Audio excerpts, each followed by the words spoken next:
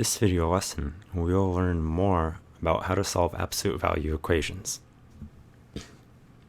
In absolute value equations 1, we solved equations where there was either one absolute value bar and a constant, or two absolute value bars. This example will be a little bit more complicated. We have two sets of absolute values and a constant.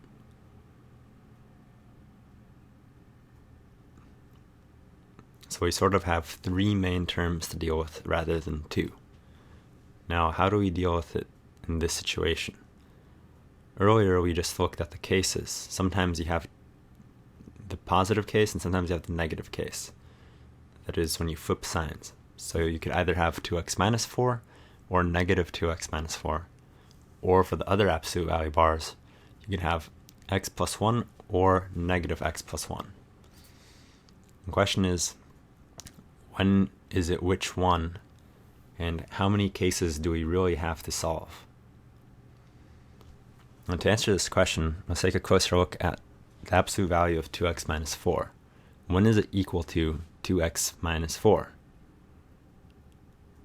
That's true only if it's positive, just by the definition of absolute value.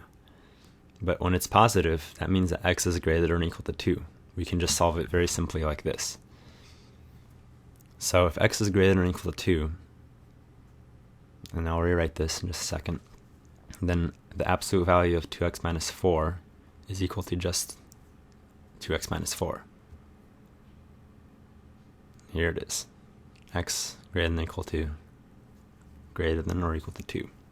And then, of course, when x is less than 2, then you get the negative. Negative 2x plus 4 when x is less than 2. So we can do a similar thing for x plus 1. The absolute value of x plus 1 is equal to x plus 1 if x plus 1 is greater than or equal to 0. This is just how we define the absolute value. And that's true when x is greater than or equal to negative 1. So I'll rewrite this the same way,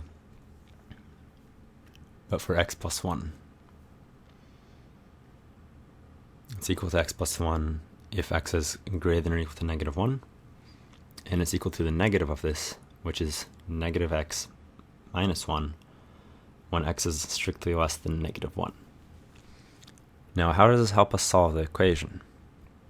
Well, we get these two important numbers, 2, negative 1, which are the sort of pivots of when we use positive signs and when we use negative signs for what's inside the absolute value. So let's just quickly draw this on the number line and take a look. The numbers negative 1 and 2 separate the number line into three parts. Now for numbers greater than 2, we have just 2x minus 4. But for numbers less than 2, we get negative 2x plus 4. Now similarly for x plus 1, we can write down for numbers greater than negative 1, we get x plus 1. And x plus 1 there as well. But when they're less than negative 1, it's negative x minus 1. And also when we have less than negative 1, we have negative 2x plus 4 for the other equation. So we get three cases.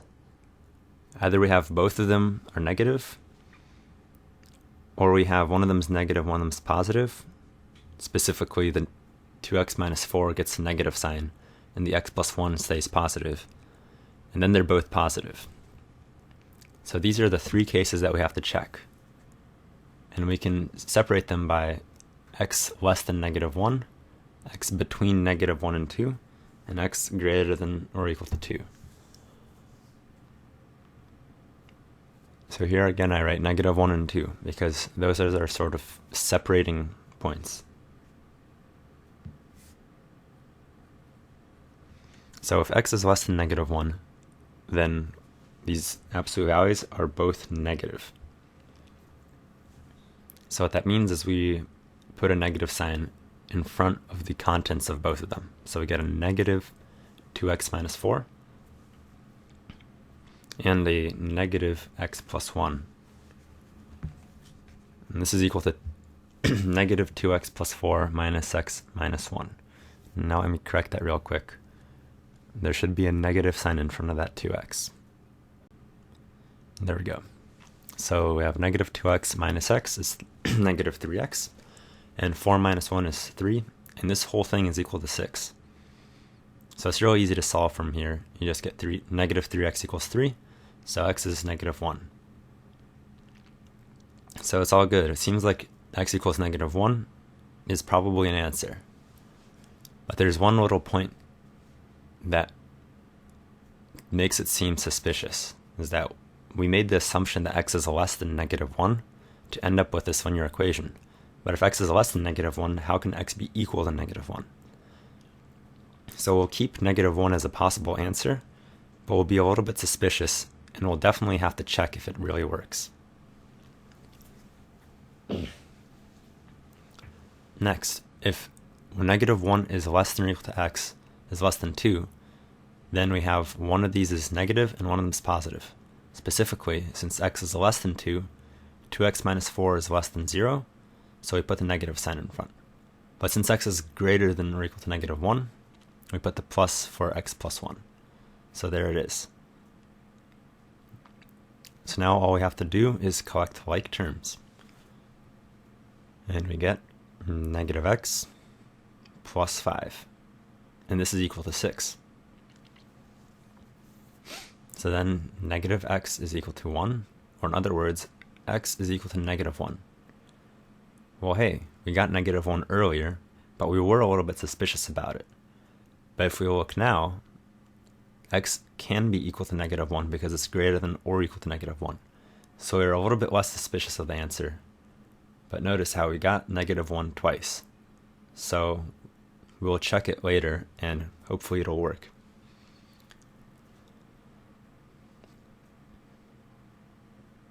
So now the final case, x greater than or equal to 2.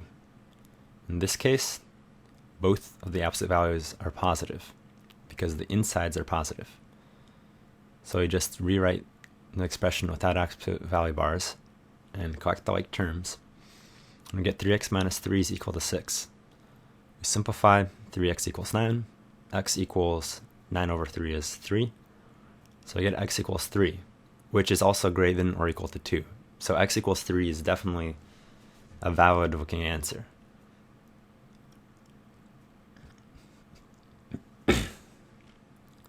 So as you may have noticed, there were some strange happenings with x equals negative 1. The same answer appeared twice. And for this reason, in general, it's just very good to make sure that the answers you got are correct. So we're just going to plug them in to make sure. So here we replace all the x's with negative 1s. So I get negative 2 minus 4 in absolute value bars and 0. Well, 0 in absolute value bars is just 0. And then we have negative 6, but since we're taking the absolute value, it's 6. So it's correct. Negative 1 is an answer. Now we're going to plug in 3 instead of x. So I get a 3 and a 3 there. And I get 2 times 3 is 6 minus 4 plus, and that's 4. And that's equal to 2 and 4 in absolute value bars.